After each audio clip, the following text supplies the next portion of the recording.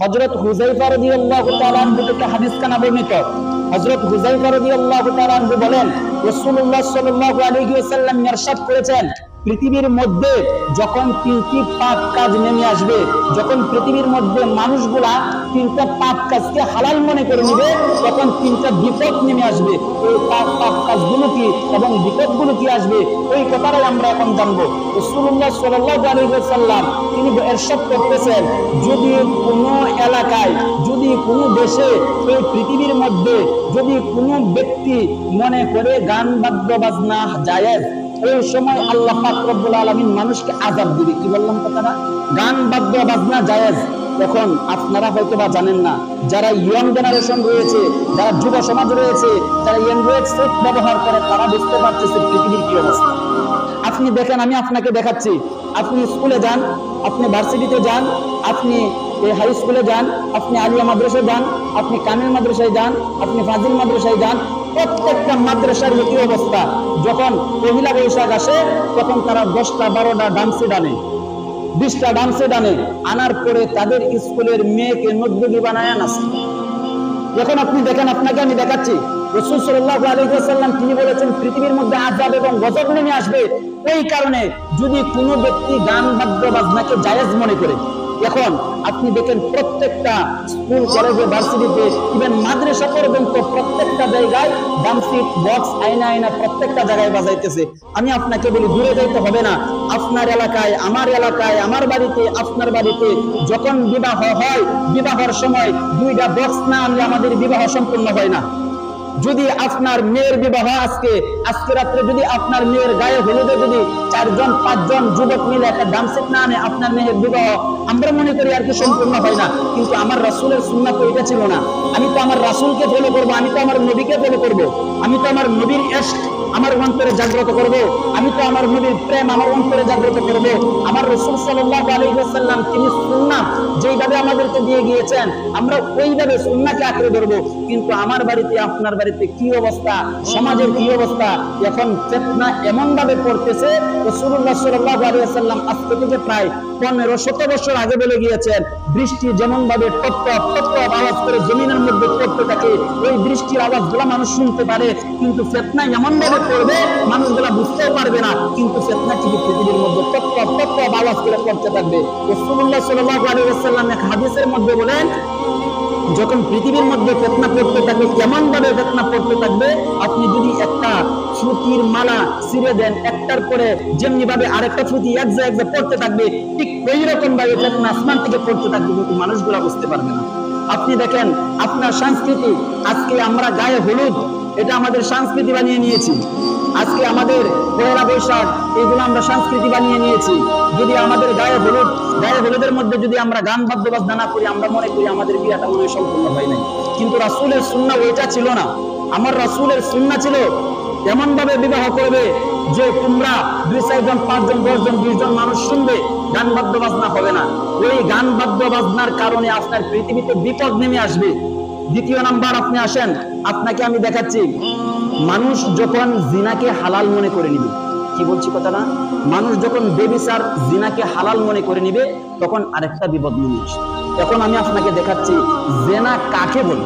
আপনি দেখেন জিনা কাকে বলে, জিনা কিভাবে পৃথিবীর মধ্যে বাস্তবায়ন হচ্ছে। ধরেন আমারই একটা ছোট বোন বা আপনারই একটা মেয়ে আজকে কোনো মাদ্রাসায় পড়ে, নয়তোবা কোনো স্কুলে পড়ে, নয়তোবা কোনো হাই স্কুলে পড়ে, নয়তোবা এই ঢাকা ইউনিভার্সিটিতে পড়ে, নয়তোবা জাহাঙ্গীরনগর ইউনিভার্সিটিতে পড়ে, নয়তোবা চট্টগ্রাম বিশ্ববিদ্যালয়ে পড়ে, বিভিন্ন জায়গায় ইত্যাদি যে কোনো জায়গায় পড়তেছে। এখন আপনি দেখেন আপনার মেয়ের কি অবস্থা, আপনার ছেলের কি অবস্থা। আমি দেখতেছি বাংলাদেশের মধ্যে আমরাও তো মোটামুটি লেখাপড়া করতেছি, বা ইয়ং জেনারেশন যারা আছে, আপনারা হয়তো বা এই বিষয়টা নাও বুঝতে পারেন, কারণ আপনারা তো এখন অন্য প্রজন্ম হয়ে গেছেন। আর আমরা যে একটা প্রজন্ম, আপনাদের ওই প্রজন্ম ওইটা ছিল না। এখন যে একটা ইয়ং জেনারেশনের ভিতরে কি চলতেছে, এই কথাটা আমি আপনাদেরকে এই জন্য বলতেছি, কারণ আল্লাহ পাক রব্বুল আলামিন কোরআনুল কারীমের মধ্যে বলেন, ইয়া আইয়ুহাল্লাযীনা আমানু কু আনফুসাকুম ওয়া আহলিকুম নার। হে পৃথিবীর মানুষ, তুমি বাঁচো, তোমার সন্তান, তোমার ছেলে, তোমার মেয়ে, তোমার স্ত্রী, তোমার পুত্র, তোমার বাবা, তোমার মা, তোমার আত্মীয় স্বজন সকলকে নিয়ে বাঁচো। তুমি একলা বাঁচতে তুমি জান্নাতে যাইতে পারবা না, তুমি একা বেঁচে তুমি জান্নাতে যাইতে পারবা না, তোমার সমস্ত পরিবারকে নিয়ে তোমাকে জান্নাতে ঢুকতে হবে।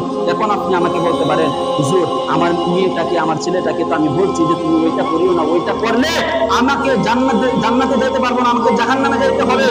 ওই ব্যক্তি দায়ুস, যেই ব্যক্তির ছেলে মেয়ে জেনা করে, ওই ব্যক্তি দায়ুস, আর দায়ুসের জন্য চিরদিনের জন্য জান্নাত হারাম। রাসূল সাল্লাল্লাহু আলাইহি ওয়াসাল্লাম আজকে থেকে 1500 বছর আগে কথা বলে গিয়েছেন। যেই ব্যক্তি দায়ুস কোন ব্যক্তি? যেই ব্যক্তির পুরুষত্ব আছে, যেই ব্যক্তির শক্তি সামর্থ্য আছে, শক্তি সামর্থ্য থাকার পরেও ওই ব্যক্তির মেয়েটা রাস্তায় ঘুরে, ওই ব্যক্তির মেয়েটা স্কুলে যায় পর্দা করে না, ওই ব্যক্তির মেয়েটা ভার্সিটিতে যায় পর্দা করে না, আরেক ছেলের সঙ্গে হারাম রিলেশন করেছে, নাউজুবিল্লাহ। দেখেন আপনি সমাজটাকে যদি একটু দেখেন, দেখবেন এই সমাজটার মধ্যে ফেতনা। যদি আমার রাসূল সাল্লাল্লাহু আলাইহি ওয়াসাল্লাম এই সমাজে থাকতো, আমার মনে হয় তিনি কান্না করতে জমিনগুলা ভাসিয়ে দিতে পারেন। রাসূল সাল্লাল্লাহু আলাইহি ওয়াসাল্লাম, আমরা তো রাসূল সাল্লাল্লাহু আলাইহি ওয়াসাল্লামের উম্মত, আমরা তো তিনাকে ফলো করব, তিনাকে আমরা ভালোবাসি। কিন্তু আপনি দেখেন জেনা কিভাবে ছড়িয়ে পড়তেছে পৃথিবীর মধ্যে। কিছুদিন আগে মনে হয় জাহাঙ্গীরনগর বিশ্ববিদ্যালয় নয়তো বা ঢাকা বিশ্ববিদ্যালয় হবে, এই হোলি হিন্দুদের হোলি একটা পূজা নাকি, ওইটার মধ্যে ঢাকা বিশ্ববিদ্যালয় রমজানের সময় ঢাকা বিশ্ববিদ্যালয়ের যত ছাত্র ছাত্রী আছে সমস্ত ছাত্র ছাত্রী তারা এই রাস্তার মধ্যে রং নিয়ে বের হয়ে গেছে। আবার অনেকে বলতেছে আমরা রোজা রেখেছি, এই ধর্মের জায়গায় থাকবে, উৎসবের জায়গায় থাকবে, আমরা তো ধর্ম নিয়ে এখানে কোনো কিছু করতেছি না, অর্থাৎ সে রোজা। চিন্তা করেন আমরা কোথায় আছি, আমাদের কোথায় থাকার কথা ছিল। আপনি যান, আমি আপনাকে বলে দিচ্ছি, আপনি ময়মনসিংহ সার্কিট হাউসে যান, যদি কোনো ব্যক্তি এখানে ময়মনসিংহ সার্কিট হাউসে গিয়ে থাকেন তাহলে বুঝতে পারবেন, আমি মনে হয় জামালপুরে একদিন সফরে যাচ্ছিলাম, প্রাইভেট কারে যাচ্ছিলাম, তো ওই দিনকে আমি এক নজর দেখছিলাম, হয়তোবা মিনিমাম 200 মেয়ে 200 ছেলে হবে, তারা আবার সবাই এক জায়গায় বসে নাই, একজন আরেকজনের সাথে আরেকজনের সাথে এরকম ভাবে প্রত্যেকটা জায়গার মধ্যে তারা বসে আছে। তো বিবাহর আগে একজন মেয়ে আরেকজন ছেলের সাথে কথা বলা হারাম, তার জন্য হারাম করে দিয়েছে রাসূলুল্লাহ সাল্লাল্লাহু আলাইহি ওয়াসাল্লাম, আল্লাহ পাক রব্বুল আলামিন তার জন্য হারাম করে দিয়েছে। এখন তারা ওই হারামটাকে, ওই জেনাটাকে তারা এখন ভালোবাসার নাম দিয়ে চালাতে চেষ্টা করছে। আসলে জানেন না, আপনার ছেলে, আপনার মেয়ে, আমার মেয়ে, আমার ভাই, আপনার বোন, আমার বোন, তারা এমন পর্যায়ে চলে গিয়েছে যে তারা তো জান্নাতে যাবেই না, আমরা যারা আছে আমাদেরকেও যেতে নেই। আসলে এটা আমাদের দোষ না, এই দোষ হচ্ছে পশ্চিমাদের। ওরা ষড়যন্ত্র করে পৃথিবীর মধ্যে এই ষড়যন্ত্র চালিয়ে মুসলমানদের যত যুবক তরুণী আছে সমস্ত যুবক তরুণীর ভিতরে এই সমস্যাগুলো ঢুকিয়ে দিচ্ছে। আপনি দেখেন আপনার ছেলের হাতে যদি একটা স্মার্টফোন থাকে বা আমারই ভাইয়ের হাতে যদি একটা স্মার্টফোন থাকে, এখন সমাজে আপনি যদি গুগলে সার্চ করেন তাহলে আপনি দেখতে পারবেন প্রায় 77% পোলাপান পর্নোগ্রাফিতে আসক্ত। 17 বছরের নিচে যারা, 18 বছরের নিচে যারা, প্রায় 77% ছেলে মেয়ে তারা এই পর্নোগ্রাফিতে আসক্ত। একজন ছেলে যখন পর্ন দেখে, একজন মেয়ে যখন পর্ন দেখে, তখন তার ভিতরে যে একটা মনুষ্যত্ব আছে, একটা মানুষের যে একটা আকৃতি আছে, ওই আকৃতি নষ্ট হয়ে যায়। আপনাদেরকে আমি আর একটা কথা বলি, তাহলে পুরোপুরি ভাবে কথাটা বুঝতে পারবেন। ইভেন আমাদের যে অনেক মাদ্রাসা আছে, আপনারা শুনে থাকবেন কথাগুলো, মাদ্রাসার মধ্যে পর্যন্ত হুজুরের দ্বারাই ফুলাপান বালাৎকার হয়। কারণ কি? কারণ একটাই, ওই হুজুর পর্নোগ্রাফি দেখবে। যদি ওই হুজুর পর্নোগ্রাফি না দেখবে তাহলে একজন বাচ্চাকে বালাৎকার করা তার দ্বারা সম্ভব না। যখন একজন মানুষ পর্নোগ্রাফিতে আসক্ত হয়ে যায়, পর্নোগ্রাফিতে মগ্ন হয়ে যায়, তখন ওই ব্যক্তির সেন্স নষ্ট হয়ে যায়। এটা সায়েন্স বলছে, এই কথাটা সায়েন্স বলছে। তার সেন্স নষ্ট হয়ে যাবে, তার মনসত্ব দূর হয়ে যাবে, তার ভিতরটা পশুতত্ব হয়ে যাবে, তার ভিতরটা জানোয়ার হয়ে যাবে। তখন আর সে মনুষ্যত্ব যে কি জিনিস এটা বুঝবে না, তখন তার যেটা মন চাইবে ওইটাই। আল্লাহ পাক রব্বুল আলামিন ওই সব নিকৃষ্ট কাজ থেকে আমাদেরকে হেফাজত করুন। 3 নম্বরে আসুন।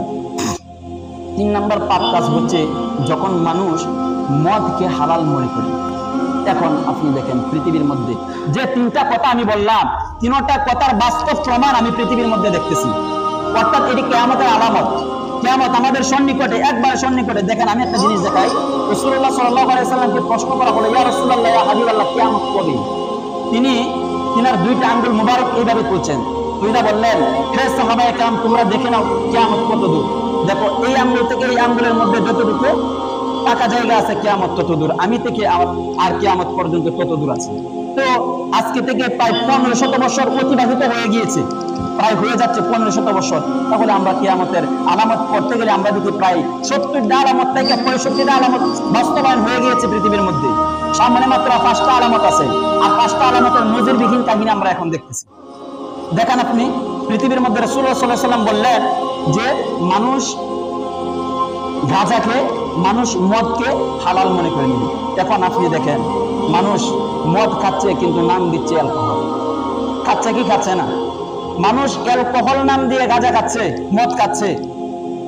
আর আপনি দেখেন, আপনাদের এলাকার কথা আমি হয়তো বেশি জানি না, কিন্তু আমাদের এলাকায়, আমি আমাদের এলাকাটা বলতে পারি, প্রায় আমাদের এলাকায় যদি কথাটা বলছি, যদি 100 ছেলে হয়ে থাকে আমাদের বয়সী, আমার মনে হয় আর কি, রিচার্জ করে আমি দেখেছি প্রায় 60% পোলাপান ওই নেশায় মগ্ন হয়ে গিয়েছে। কেন? তোমার কিসের ডিপ্রেশন, তোমার কিসের হতাশা তোমার ভিতরে? তুমি কেন গাঁজা খাচ্ছ? তুমি কেন মদ খাচ্ছ? তুমি কেন ইয়াবা খাচ্ছ? বলেন, তোমার কিসের ডিপ্রেশন? তোমার কি হয়েছে?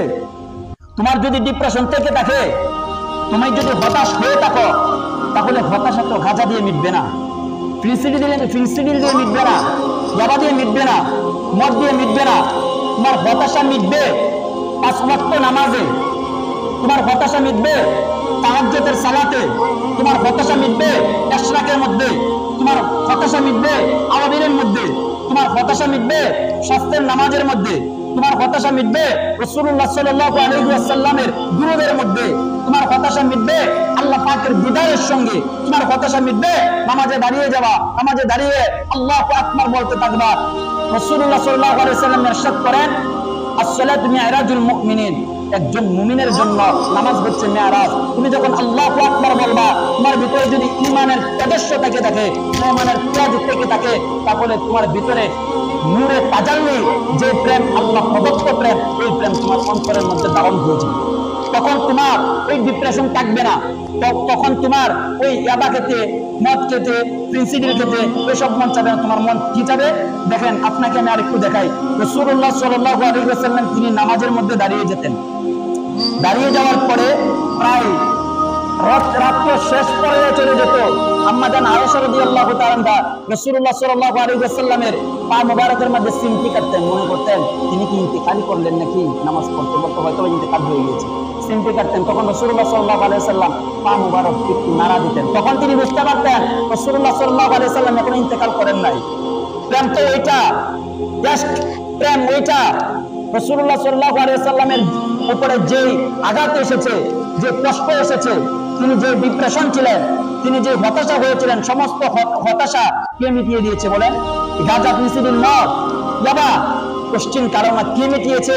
আল্লাহ পাক রব্বুল আলামিন মিটিয়েছে।